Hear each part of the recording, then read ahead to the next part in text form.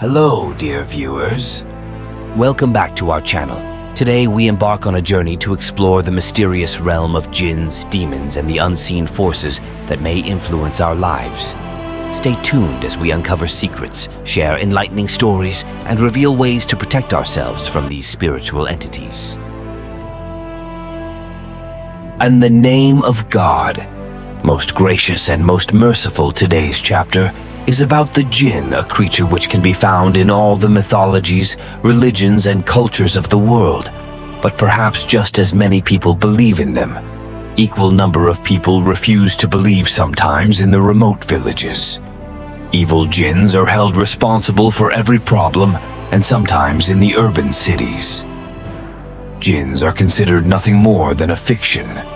But one thing is certain, that the concept of jinn goes all the way back to the concept of human origin, be it ancient Mesopotamia, or be it the ancient religion of Zoroastrianism. Sometimes skeptics considered them to be nothing more than ancient names for virus and bacteria, considering ancient people unaware of these microscopic organisms who can cause disease, and some skeptics considered jinn only a fancy name for evil disbelievers. But in truth, none of this is even close to reality. And in today's chapter, I'll tell you about the jinn. But as I have already told you that scientifically, we can only see or detect 0.0035% of this universe. Then just like angels, to explore the jinn, we will have to rely on the sources of religion, and my primary source will be Quran and Hadith. And later in this chapter, I will show you the long history of jinn in human records, and I'll split this topic into 4 segments. In the first segment, I'll tell you about the existence of jinn and their kinds, and I'll present you my study on their appearances in the second segment. I'll explain you the difference between a jinn and a demon. I will tell you how the concept of demons is significantly different from the jinn in the third segment. I'll tell you about a certain and extremely powerful jinn who has lived the longest and disbelieved the strongest, and is the most powerful of all the jinns. And in the last segment of this chapter, I'll tell you about another certain jinn who has been with us since the day we were born, a jinn forever living with us. But first, what is a jinn after all? I'm sure all of you are aware of the Arabic word jinn, which literally means invisible. This is the root word for all the subsequent words that are invisible. For instance, jinnin, the embryo in womb. But what we are going to talk about in the context of this word, jinn, is a creature very much alive and a very much eating and sleeping creature. And why can our eyes not see them? The answer lies in Al-Quran. We created the jinn with an angry flame of fire, and before the humans. We created the jinn with a flame of fire. Allah has created these beings with a composition different than ours, and Ayesha, may Allah be pleased with him, reports that Prophet Muhammad, may the blessings and peace of Allah be upon him, informed that Allah created angels with nur, a cold light, the jinn with fire, and humans with what has been explained to you. It makes one thing very clear, that similar to the angels, jinns are made of material which has not been explained to us, and we cannot even see that material. But why can we not see that material? I have already explained that in the chapter of angels, the jinns are mentioned 29 times in Quran. In fact, one entire chapter of Quran is named after them. So a jinn, considering all this, a Muslim cannot discard the existence of the jinn as a separate creation like us now. If you ask me, how do jinns look like? I'll ask you instead, how would you define an animal? You cannot define an animal because every animal has a unique anatomical makeup. Who would you call an animal?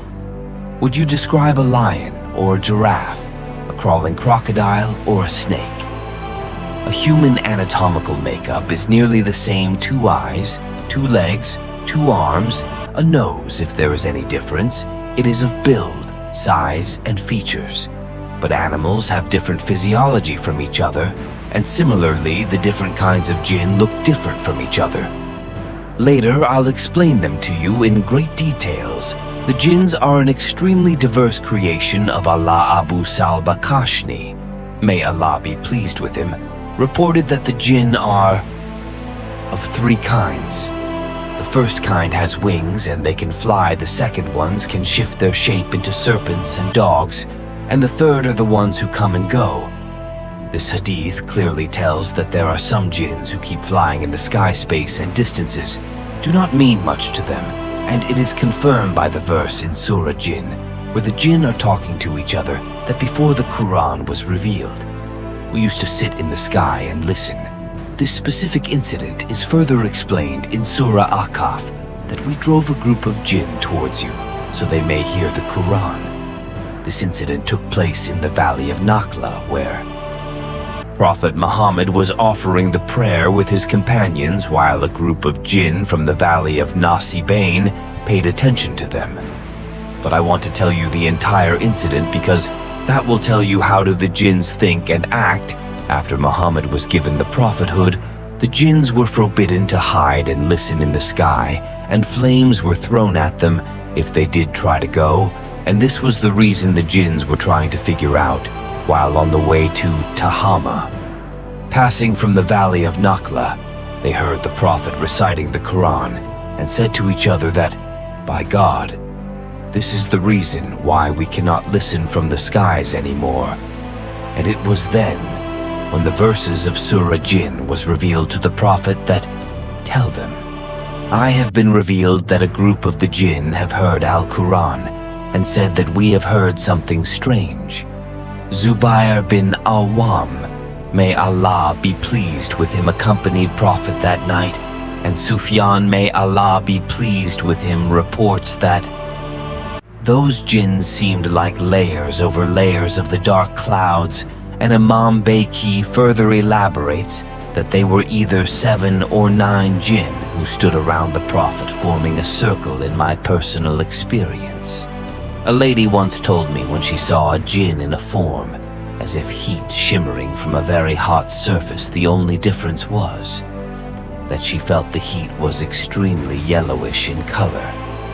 He was an extremely tall jinn, sitting his knees bent back as if waiting for something. Abdullah bin Masud, may Allah be pleased with him, reports about these invisible jinns in his report, called The Night of the Jinns, and he says, once we were with Prophet and the Prophet was nowhere to be found.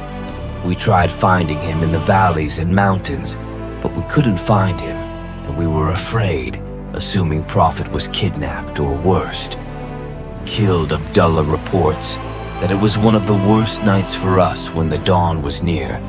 We saw Prophet descending from the cave of Hira, and when we reported all this to Prophet, he told us that he was visited by jinn the previous night, who invited him to go with them to preach. Abdullah reports further that Prophet then took us with him and showed us their footprints and even their fire masruk. May Allah be pleased with him further reports about those jinns who heard the Quran that Prophet Muhammad was alerted about those jinns by an acacia tree, but I couldn't find a reference if it was the same night, the night of the jinn by Abdullah ibn Masud, or a different night than that because jinns had visited Prophet on multiple occasions. Another kind of jinns are like snakes, and Abdullah ibn Abbas, may Allah be pleased with him, reports that serpents are a deformed kind of the jinn, just like the children of Israel were deformed into monkeys and pigs. Abu Sa'id Khudri, may Allah be pleased with him, had a nephew who was newly married in the coming days. The Battle of Azab was commenced during that time. He asked for a short leave of absence from the Prophet. Prophet approved, but advised him to take the spear with him. When he reached his home, he saw his wife standing in the doorway. The scene antagonized him, so he turned his spear towards his wife, who said, "Don't be hasty first. Come and see what drove me out." When he entered the house, he saw an ungodly-looking snake sitting there. He wanted to throw the snake out using his spear, but the spear accidentally hit it and severely injured the snake. Abu Sa'id reports that We don't know what happened next. Whether my nephew killed the serpent first or the serpent killed my nephew first later when his family requested Prophet to pray that may he survive.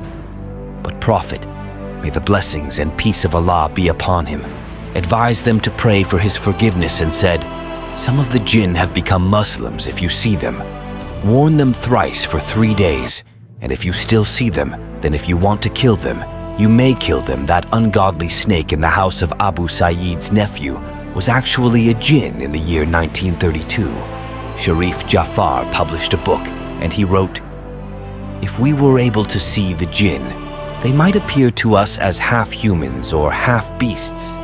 This was very interesting because a hadith of Prophet, may the blessings and peace of Allah be upon him, confirms it. Ibn Abi's father had a date farm, and he used to look after it by himself. One day he observed that dates are disappearing from a certain place. When he observed, he saw someone standing there. Of the age of a young boy, he passed him the greetings, to which the creature responded kindly, and then he asked, "Are you from the humans or from the jinn?" And he told that he was from the jinn, and Ibn Abi's father observed his hands, which were like the paws of a dog having fur, like the paws of a dog further. The jinn said, "The jinns know that I'm one of the most powerful ones." Ibn Abi's father asked, "Then why do you steal?" And he replied, "That we have been informed that you are the one who likes to give charity, and I thought I should take my share that jinn appeared to." Ibn Abi's father, in a way that he had half transformed into a dog according to hadiths and historical record. The jinn have appeared in the dog form perhaps more than any other, but before I go into details of those hadiths and records, I want you to know that these shapeshifters, it seems as if chthonic animals, meaning those who crawl in the dirt, seem to have a certain kind of attraction for the jinn. For example, snake, scorpion, lizards. If you remember, a while ago on Brazilian media, there was a viral news about the Amazon forest. The dead body of a whale was found in the dead center of the forest. How did the body of a 30,000 kilogram whale made it into the center of the forest? Or was it really a whale? Or was it something else in the form of a whale? No one has answer to that question. All of you must be aware of Prophet Suleiman. May the blessings and peace of Allah be upon him, that he was given rulership over the jinn. I have written a very in-depth information about that kingdom in the 15th chapter. But I want to tell you something from 2 of the verses from Surah Sa'ad. We gave powerful jinns under the command of Suleiman, and all those who constructed, and all those who dive, and all those jinns who were chained there, is a city in Spain named Okana. There is an ancient Arabic manuscript from the time of Al-Andalus, buried beneath ruins of Muslim Spain. This strange manuscript is called the Book of Deadly Names. The manuscript speaks about a King Solomon, who was presented 72 jinn in his court, and those jinns informed the king about their powers and their abilities to do things. A similar reference can be found from an Iraqi scholar, Abu Firah Muhammad's book, named Kitab al-Farist. Some of the original copies still present in the museums of Vienna, Paris, Istanbul, and Berlin. This book has given detailed account of 70 out of 72 jinns present in the court of Solomon. I found another reference to this incident in Abul Fazl Muhammad al-Tabasi's book Ash-Shamil Filbar al-Kamil, written in the year 1089. I cannot tell you about all of the jinns in this chapter, but I will certainly tell you about someone of the names are Al-Mazahib, a jinn whose body used to shine like pure gold. Then there was a jinn named Al-Abyad, who was extremely white, and his whole body was visible. Then there was a jinn named Al-Amar, who had red skin, and only his thighs were visible. Then there was Borkan, who had a deep, booming voice, and only his back was visible. Then there was Sham Horish, whose only visible part was its abdomen. Then there was a jinn named Maymun, whose feet could be seen sometimes, and then there was Zuba'a, who used to fly with a sand torm. I was able to find another reference to Zuba'a, a book called The Testaments of Solomon, written 100 years after Prophet Isa, Jesus. This book speaks about a jinn in the time of Solomon, that it used to fly like sand in a sandstorm, and Suleiman sent a man with a sack made of leather to the dust storm and asked him to keep its mouth open so that Zuba would eventually enter into that sack. And Zuba actually did enter the sack and was constrained by that man. And eventually, Zuba was used to lift such a heavy stone to place in Temple of Solomon, which was too heavy even for other jinns. In the same book, there is another incident about Zubayah that from the depths of Red Sea, he recovered a pillar of rare purple stone. But upon his return, he was accompanied by another jinn named Aberzeth, who claimed that he had seen the time of Musa, Moses. This book tells about other jinns as well, their names written in Arabic, Hebrew, and Greek, and having the strangest of descriptions. For example, a jinn that had no head on his body. How much truth is there in these books? Only Allah knows best. But in this chapter, I have included these references because of the verse from Surah Sad, which says, Suleiman, may the blessings and peace of Allah be upon him, was given not only the rulership on the jinns, but they used to build constructions for them, and this book does speak about Zuba lifting and placing a heavy stone in the temple, and that they used to dive in the depths of the oceans as Zuba did.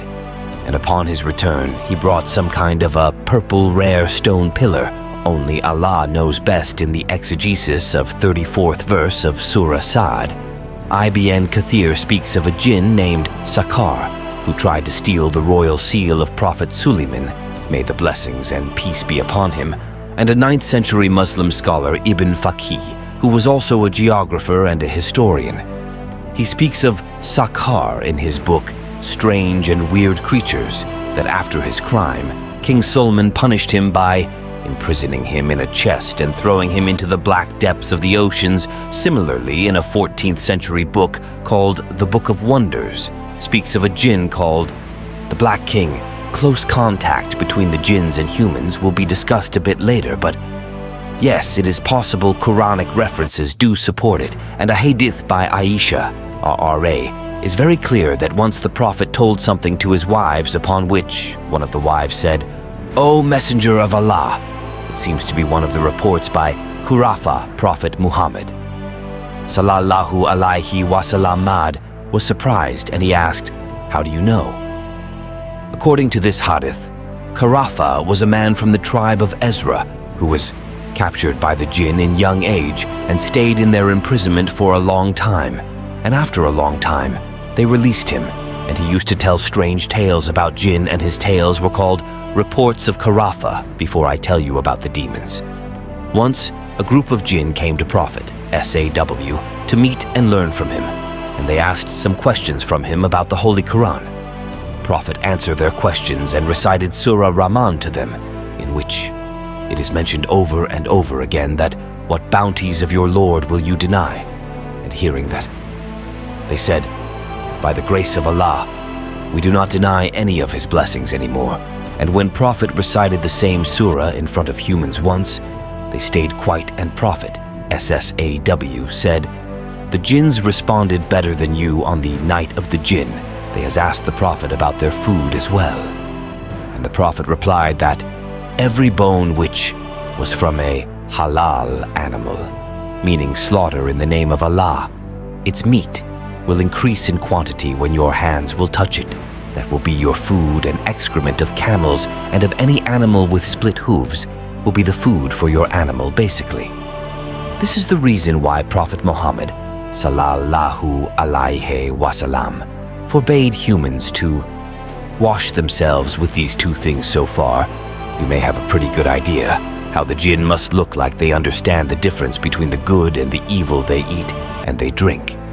But the word used in Quran for their composition is maharij, a smokeless fire, and another word, samu'um, an intense flame of fire. Exactly what is the nature of this fire? The report of Ayesha, Razi Allahu Ta'ala, makes it clear that we can never fully understand the true nature of this fire, and his popular 8th century book, The Book of Animals, Al-Jahiz writes, that if he does good and bad both, then it is a jinn if he can hide in the skies, can lift heavy loads, and is more powerful and faster than humans. Then it is a maharij, and if he is more than that, Then he is an Ifrit, meaning an extremely powerful class of the jinn. It was an Ifrit present in the court of King Solomon. It was an Ifrit mentioned in Surah Naml, who claimed that he could bring the throne of Queen Sheba to Jerusalem before King Solomon could stand up from his place. I have written details about that incident in the chapter of Solomon. An Egyptian scholar, Sheikh Kishk, has spent a great deal of his time writing about the invisible class of the jinn. And I always remember what he once said, that some of those invisible jinns are so marvelous in their beauty that if we're able to see them, probably we would forget the meaning of beauty from this point on. I will tell you about the demons. Most of the scholars differentiate between the jinns and the demons, and consider the jinns closer to humans because often Quran has addressed the jinn and the humans together, and the evidence for this claim is the 112th verse of Surah An-Na'am, that we created many demons as enemy of prophets from both. The humans and the jinns demons can be from both. The humans and the jinn, as Hudayfa bin Yaman Razi Allahu Ta'ala reports that Prophet Muhammad sallallahu alaihi wasallam said, "After me, there will be such leaders who will not follow my path, and some of them will have the bodies of the humans and hearts of the demons." But the purpose of this chapter is to talk about the demons from the jinns, who only act in an evil way. I will tell you about these demons through a collection of hadiths and historical literature. The Arabic word for demon is shaitan, which has two root sources in Hebrew source. It means the enemy or the adversary, and the Arabic root word shaitan means someone who has strayed. The history of jinns and demons goes far back than humans, simply because they were created before humans, according to Al-Quran. We created the human with N vibrating, echoing black mud, and before him, we created jinn from an intense flame of fire, according to first-generation Muslim scholars like Ibn Kasir, before the humans.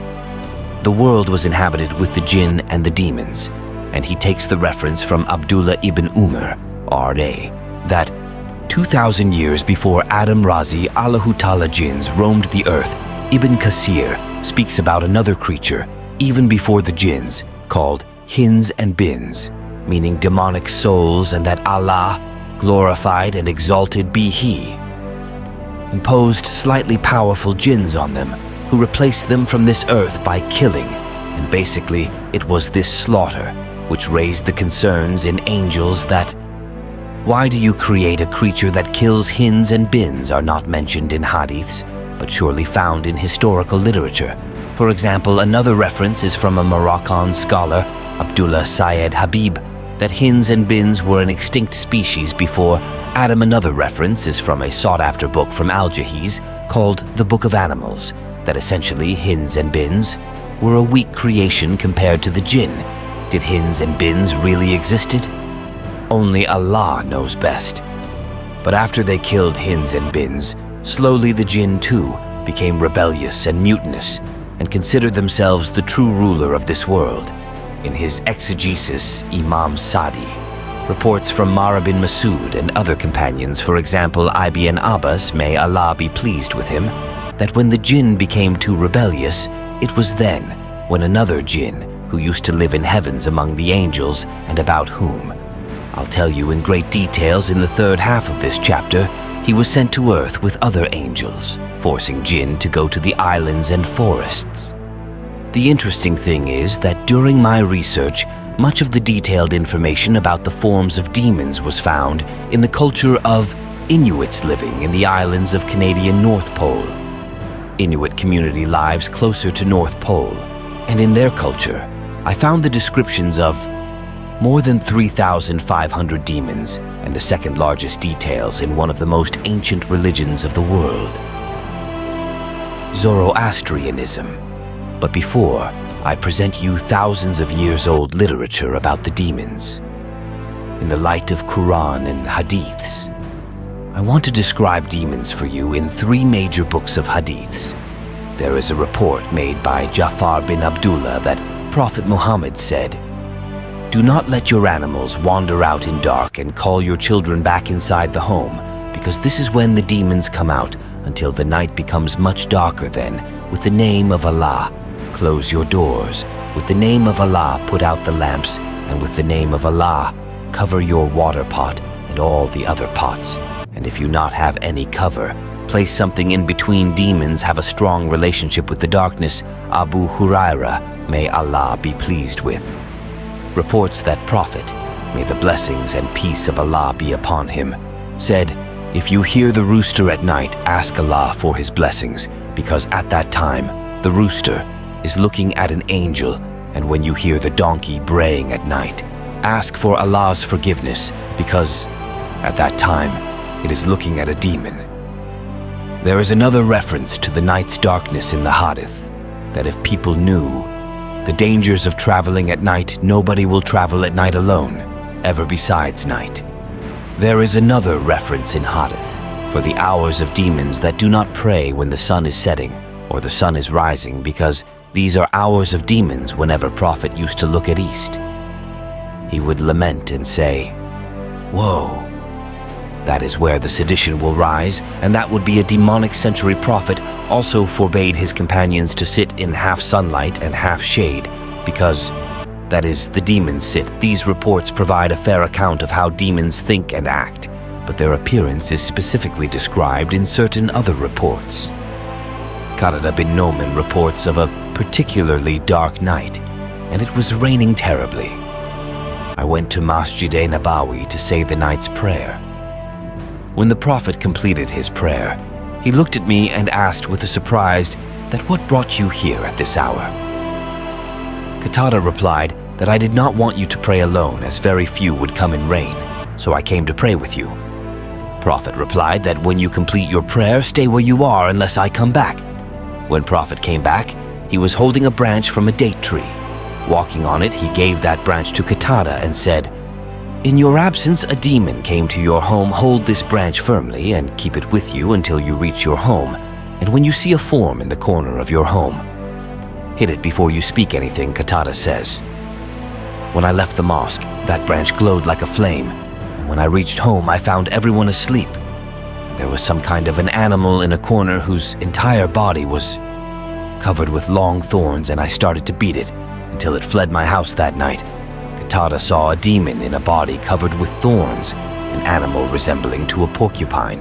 But according to my research, the most notorious form of a demon is a black dog. Abu Zar Ghifari, may Allah be pleased with him, reports that Prophet Muhammad, may the blessings and peace of Allah be upon him, said that a woman, a donkey, and a black dog will disarrange the prayer if walked from front. Abu Samit says that I asked Abu Zar that what is the difference of black, red, or a yellow dog? Abu Zar replied that I asked Prophet the same question, and he said, "A black dog is a demon," meaning a demon often takes the form of a black dog. And in my research, I found many hadiths about demons in the form of a black dog. One of the oldest mentions of a black demon dog is found from the ancient Egypt, called the Cerberus. They used to draw its image on their pots, and ancient Egyptians often wrote the names of their demons in significantly red ink, which shows the high status of demons in their mythology. And another interesting thing is that the ancient Egyptian word for demon and worshipped lord is the same. I will tell you about those Egyptians in details in 14th chapter. But since the year 1400s, you will see the presence of a black dog in European newspapers again and again. Sometimes in 1856, a black dog is seen inside a French church, even though the church's main door is locked.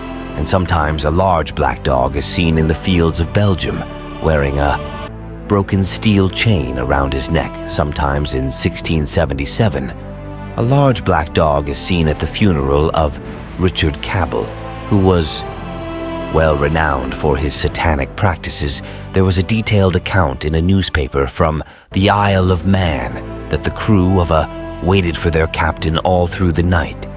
But the captain did not come in early hours of next morning.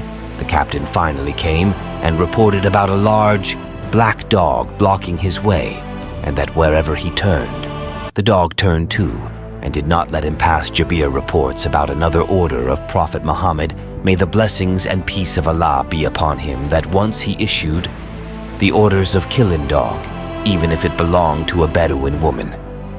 But later, Prophet forbade us from this and ordered to kill only a black dog with 2 white dots above his eyes. For that is a demon. But demons are not only among the animal-looking jinns, they are also from those who are invisible to us. Abu Darda reported that once during the prayer we saw Prophet saying, "I seek Allah's refuge from you." The Prophet said, "May the curse from the curses be upon you." And then the Prophet repeated the last words thrice. But then he stretched his hand as if trying to grab something from the air when the Prophet completed his prayer. We asked, "O Messenger of Allah, today, we heard something from you which we never heard from you before, and you stretched out your hand too." The Prophet replied that it was a demon attempting to burn my face with fire. So first I addressed it and asked for Allah's protection. Then I cursed it from the curses, and then I tried to grab it, but he retreated, or the children of Medina would have played with its corpse, which would have looked like a strange sphere. This demon with the flame seems to be from a particular class of demons because a similar demon appears in another hadith. The night of another incident, that incident is reported by Abdul Rahman bin Kanbash that one night, demons started to climb down from mountains to attack the Prophet. There was a certain demon among them who had a fierce flame of fire, and it wanted to burn the Prophet with flame, but it got scared and it started to retreat. Then the angel Gabriel descended to Prophet and said, "O Messenger of God, say." The Prophet asked, "What must I say?" The angel replied, "Say, I seek refuge in all the praise of Allah, from which nothing dares to exceed, neither good nor bad, from the evil of everything He created and spread into the earth, from the evil of everything that descends from the sky and ascends into it, from the evil of everything that emerges from the earth and spreads into it, and from the sedition of day and night, and from the evil of that which comes at night, except the one which brings the glad tidings, O merciful." And then, by the will of Allah, the flame of that demon diminished jinns and demons. Both are proven to come into close contact with humans, and there are hadiths about it, one of which reports about a demon tying 3 knots behind the head of a sleeping person. Another report is about a demon sitting in the nostril of a sleeping person through the night. Not only that, but there are hadiths reporting about demons living in the house, that where there are 5 houses, or where there are 3 people living, and they neither pray nor do they call for prayer, the demons take over that place. Then Surah Safat speaks about the demons flying in the sky, that the sky of our world is decorated with stars and is protected from rebellious demons, that they cannot even hear the angels. But if a demon is able to hear something with stealth, then they are bombarded with burning stones from everywhere. Usually, these burning stones are taken to be as meteorites. But what does it mean that if they are able to hear something by stealth? Ayesha, may Allah be pleased, reports that once some people asked Prophet that, "O Messenger of Allah, these pagan priests sometimes deliver the accurate news." Then the Prophet replied, "That is from the demons who steal it from the angels in sky, and then deliver this message to pagan priests, mixing it with 100 different lies. And the pagan priest hears this news from demon as if a hen is clucking into his ears. Rebellious jinns and demons indeed fly through the sky, and according to Ibn Abbas, once a man came to see the Prophet that, "O Messenger of Allah, I have seen a strange object descending from the sky and reaching slowly towards me, and I too wanted to talk to it. But then I controlled myself and fled away." Ibn Abbas reports that he clearly wanted to ask about that object, but Prophet only said that Allah is the greatest. Be thankful that because of your faith, you repelled the desire to talk to it. There is plenty of evidence that there are female demos as well called shaitana. For example, the 46th hadith of Silsila Sahiha, in which the word shaitana is present, and then Zayd bin Arqam reports about a prayer of Prophet before entering washroom that, "I seek refuge of Allah from the he-demons and the she-demons." These hadiths confirm the existence of she-demons, but to what extent a male or a female demon can interact with a female or a male human, There's a debate on that topic among scholars that if such relationship develops, can the female demon or the female human conceive the child or not? However, I found a great amount of details about female demons in a European book, written in the year 1486. This book holds such strange information within that I have written the entire 19th chapter on the circumstances and the background in which this book was written, so I'm not going to get into much details about that book right now. The concept of demons in history are as old as history itself. In modern Iraq lies one of the oldest civilizations of Mesopotamia 5,000 years ago, also speaking about an invisible entity willing harm humans. Ancient Egyptians too talk about the invisible ones who strayed, and they invented spells for the protection from them because they believed those invisible demons to be responsible for illness, plague, and even death. And Egyptians have left this information with great details in their hieroglyphs, about which I will tell you. In the 13th chapter, Christians and Jews too speak about the demons in significant details. They speak about a demon which sits in the water pots and badgers the drinker in the Talmudic literature, and Ashmedeva is mentioned as a demon who claims to be a prince and claims to be so old that it has seen the great flood of Prophet Noah, but to modern Christians and Jews. We get to see a strange description of demons with pointy fangs, pointy tail, and a trident in its hand, or a demon in the form of a he-goat. These images are driven from the characters of Greek mythology. In the beginning, when Allah created humans from black reverberating mud, the angels were commanded to prostrate. However, Iblis, a jinn, refused. Iblis, also known as Shaitan, was created from Samum, a demon from the fire of hot winds. His rebellion led to his banishment from the heavens, and he swore to be an eternal enemy of humanity. Iblis the jinn hates humans intensely. He places his throne above the waters and attacks from all directions. Despite this enmity, Allah grants respite and forgiveness to those who seek it. In Surah Araf, Iblis declares his intention to lead humans astray, promising to attack from every angle until the day of judgment. The first recorded attack of Iblis was against Prophet Adam, A.S. In Surah Taha, Iblis cast an evil intention into Adam's heart, tempting him with eternal life, a never-ending kingdom, and the promise of becoming an angel. This temptation persists in humanity, reflecting the ongoing struggle against our weaknesses. Iblis doesn't directly approach people, but sets traps using our favorite things and deepest desires.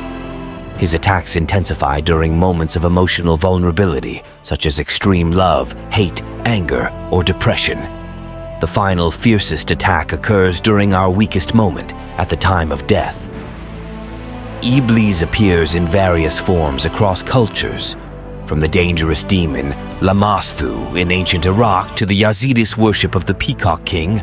Different civilizations have interpreted Iblis in diverse ways. His influence extends globally, reflecting the complexity of his character. Moving on to the concept of Qareen or Hamzad, an invisible companion assigned to every individual. This companion whispers evil thoughts during moments of weakness.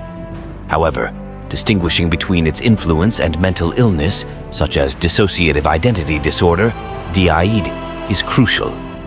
Now let's explore ways to protect ourselves from these spiritual entities. Prophet Muhammad, SAW, provided prayers and methods for safeguarding against demonic attacks. Reciting Bismillah and seeking refuge in specific prayers can fortify our defenses against jinns and Qareen. As we conclude our journey into the hidden world of jinns and demons, remember that seeking refuge in Allah and maintaining a strong connection with Him are our ultimate protections. May we all be shielded from the influences of Iblis and his minions. Jazakallah khair for joining us today. Don't forget to like, share, and subscribe for more enlightening content.